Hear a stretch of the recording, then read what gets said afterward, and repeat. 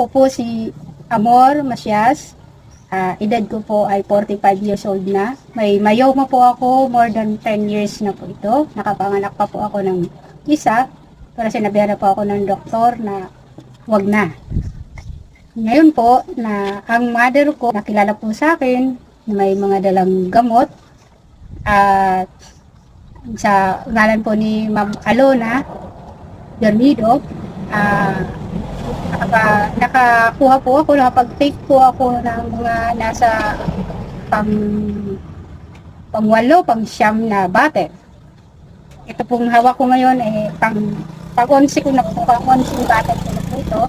Sa unang bottle po, dahil sa kagustuhan ko na maggumaling agad, inaklak ko po yung isang bottle. Kinaumagahan po, niregla na po ako. Siguro ba mga 7 days po ako niregla. At yung napansin ko po, hindi na masakit yung puson ko, palambot na siya.